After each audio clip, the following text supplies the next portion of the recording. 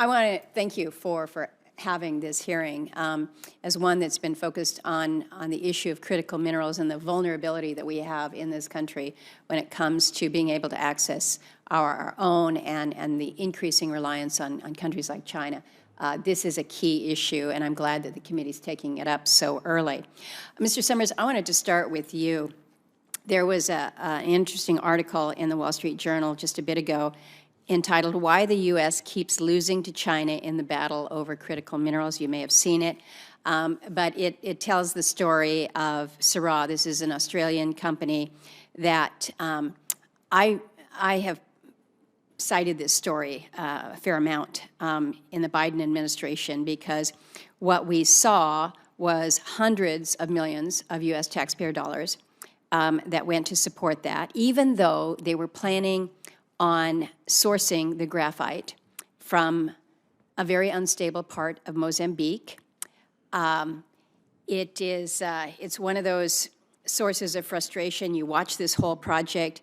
Syrah goes into force majeure last year, and so everything that the U.S. taxpayer has put out there is at risk, at jeopardy, and you've got continued unrest in Mozambique.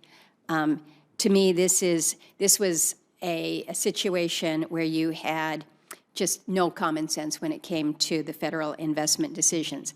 And then I will submit to you that we've got some opportunities in our own country to be smart about our investments, lower risk investments here at home.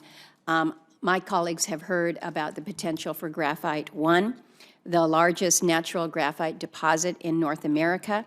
We pushed, we pleaded, we did everything that we could to raise the profile on this. We did get support from the Defense Production Act. That was helpful. But when it came to Department of Energy, it was really pretty tough to get any attention here. So I'm looking at this, and at least with the previous administration, seeing this unwillingness for the federal government to invest in projects here at home. And so my question to you is whether or not you think it would be wise, advisable, to have some kind of a requirement for any federal investments in mineral processing to be tied, to the extent practical, to domestically sourced minerals. Because we know we're not doing the processing. We want to bring processing here. But also, it doesn't make sense if we're getting the raw materials from other countries. Speak to this, if you would, please. Yeah, absolutely. I think that would be a very wise requirement. And again, in my testimony, I mentioned that just in Utah, we have 40 of the 50 critical minerals on the DOI list.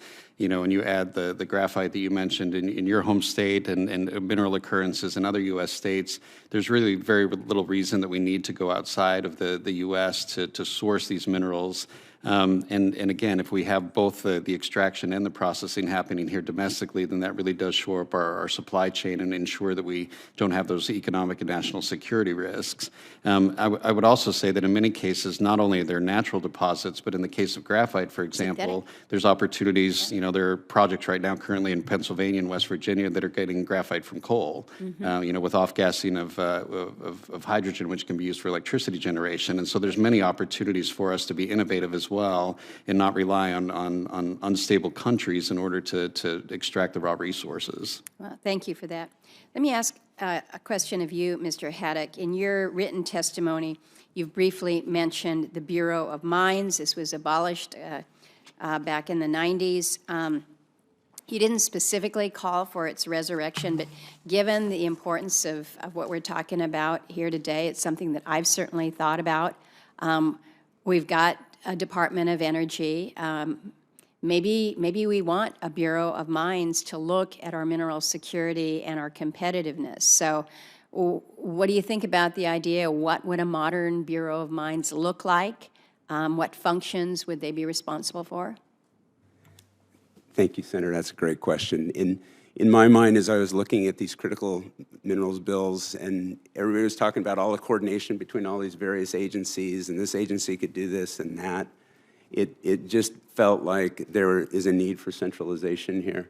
And also, one of the things that I've talked about before and I've advocated is there needs to be a knowledge base of You know, as private explorers are out working, we need to find a way to be able to share the information that's critical to knowing where these byproduct minerals are in small concentrations. And so I don't know exactly what it would look like, but you know, I certainly know in a business world you would create a focus on that with a small group of people with the right expertise and focus on those very narrow questions. Good, well, thank you for that. That might be something that the committee would want to explore, Mr. Chairman. You know, we're trying to eliminate a lot of bureaucracy nowadays, but when you're focusing in an area as significant as this for our entire economy, it seems to me that we might want to give a little more definition. And so certainly something that I'd love to work with you all on. Thank you, and I appreciate all of you being here